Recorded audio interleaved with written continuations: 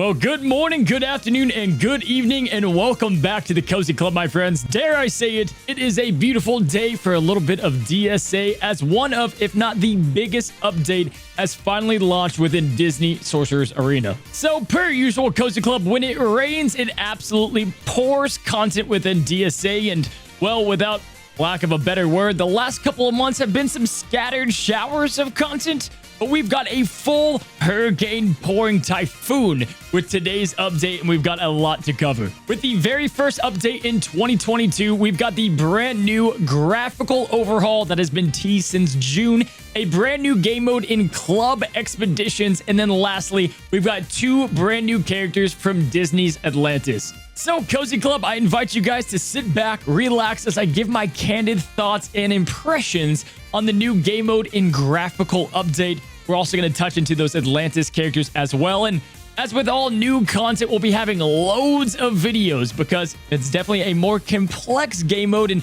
over the next coming days and weeks, we'll have plenty to offer. If you guys haven't already and want to support the Cozy Club, as over 50% of you guys watching this video have not subscribed. We are so close to 15K. Let's get there together.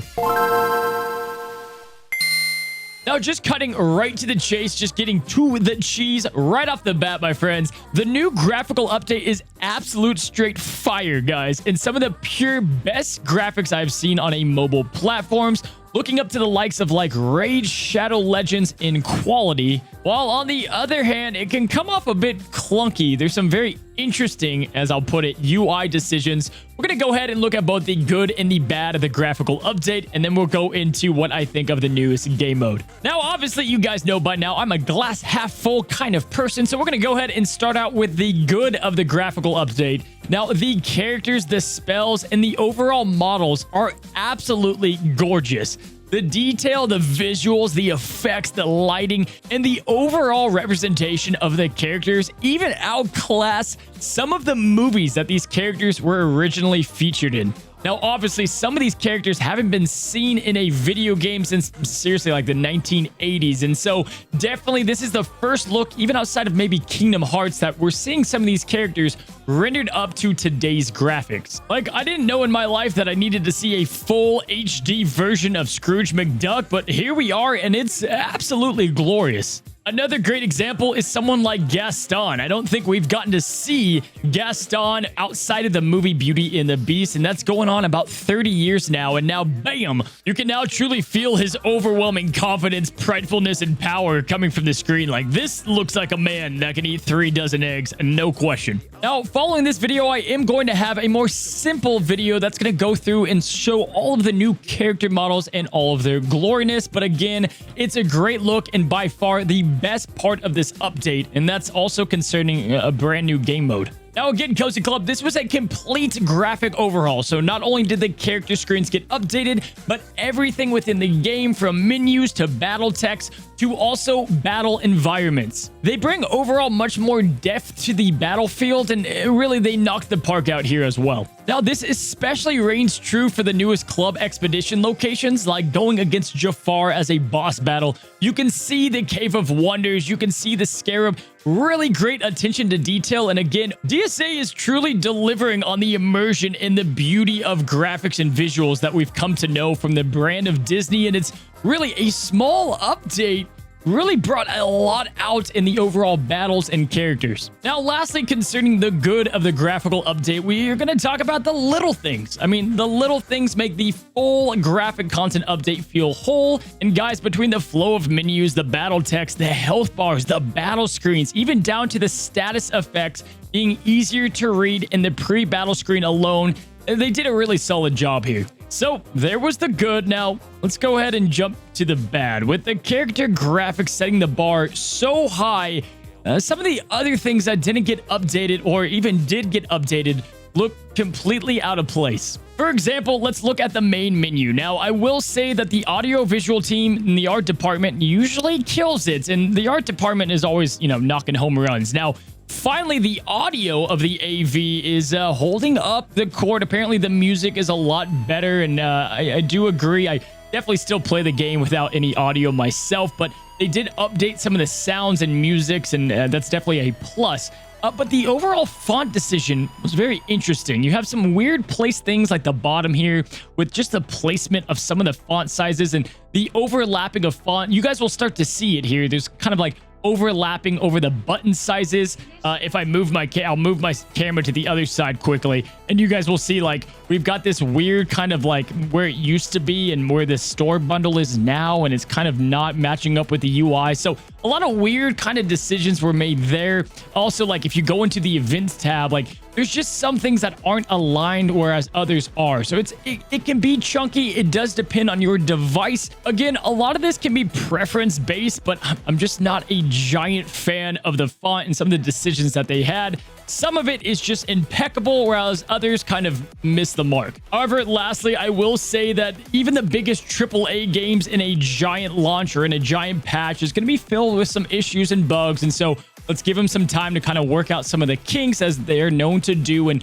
they're already on top of most of this. I just really hope that Johnny the intern decides like, wait a second, this is not a great font choice because, you know, 60% of the player base doesn't like it. Alrighty, guys. Now, next up, and probably most importantly, we've got the newest game mode in Club Expeditions. Replacing the outdated Club Dungeon, Club Expedition appears to be an absolutely electric addition to DSA's main roster of game modes. Now, Cozy Club, when a new update or a new game mode comes into the game, there's a few things that I'm looking for, right? Now, number one, is it a fun game mode? Am I having a fun time playing the new game mode? Number two, will it last? Is there a lot of different variety within the game mode and different options? And is it going to be something that doesn't get stale over time?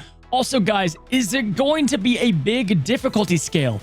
How well do they do with early game players, mid-game, and late-game players for those that need in-game content or those that are just now starting out their DSA journey? And then, obviously, the free-to-play to pay-to-play experience. How accessible is the game mode? And then, obviously, lastly, guys, and probably most importantly, is how good are the rewards for the effort that I'm putting in the game mode?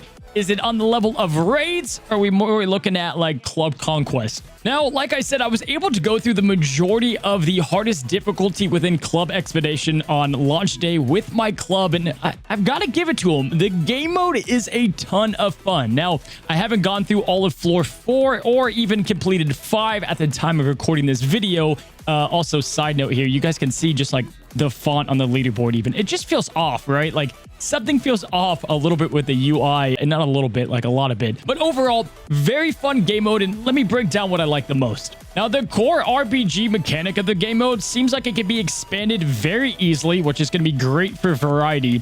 And most importantly, and this goes without question, the game mode uses your full roster of characters, and that's just something that we've been looking for more and more. Now, Club Dungeon Expedition, so that's going to take some time, has a great difficulty curve, if you guys know what I mean. Like, it feels like it's a good curve as far as early, mid, and late game. And again, this is a character collector's game, so there are going to be certain characters that you need to start putting on your farming list to get access to the best rewards. But overall, I thought the difficulty was nice. Now, most importantly, let's get to the rewards of the newest game mode. Now, Club Dungeon, you didn't get much outside of some club coins and very marginal rewards. Now, as for Club Expeditions, guys, it has delivered. We're getting a good amount of rewards from not only like chests found within the dungeons. As you guys can see here, we've got Kita shards, even some Delta ruins from some of the later chests.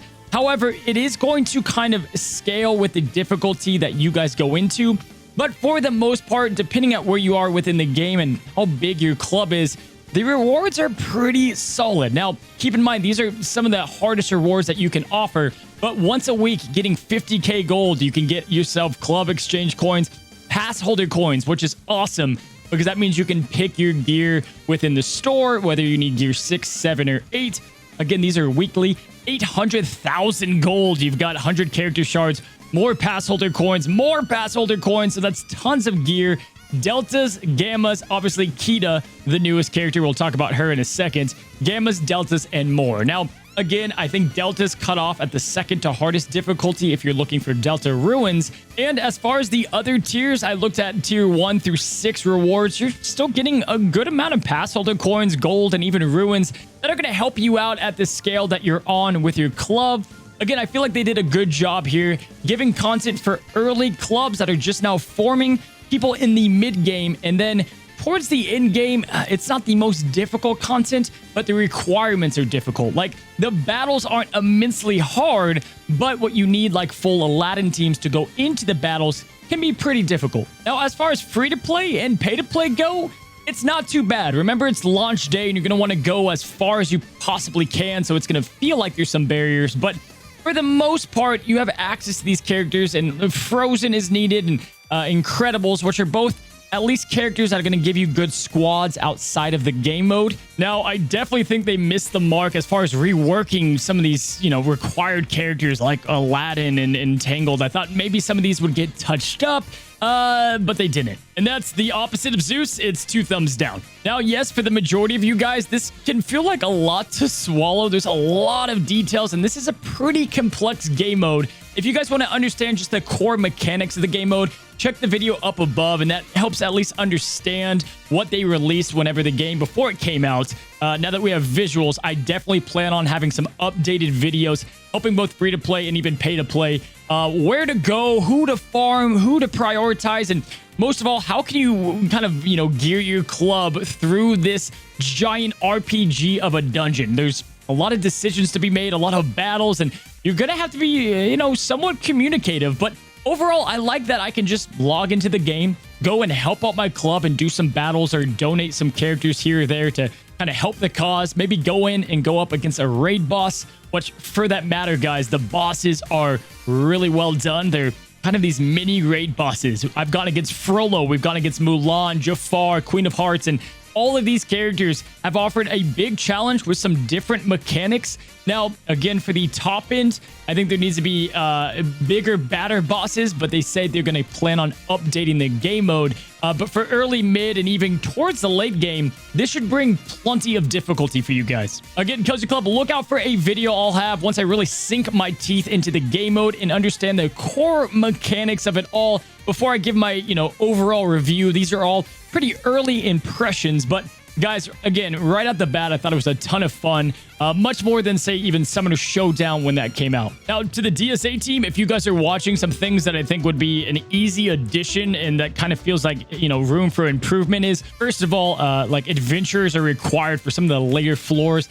I think you can go ahead and open up a new exchange store, maybe throw in some currency here and throw the adventure faction and Aladdin and Incredibles, the characters that were required, and you could just get new currency to unlock them here, even if it takes some time. I think this is a good balance and could offer a great way to get Frank, Lily, some of the harder characters, as well as, give a catch-up mechanic for those that don't have Aladdin or Incredibles, instead of adding yet another farm of an energy like Grand or Hero Campaign. Now, early impressions for free-to-play versus pay-to-play. My one early concern is with the floor 4 and 5, especially at the later tiers. The sheer amount of adventures and gargoyles that we need to unlock is, quite honestly, pretty staggering. And even for me being in one of the top clubs in the game, there is a lot of adventures needed. And well, as you guys know, we're not exactly provided with a ton of free-to-play options.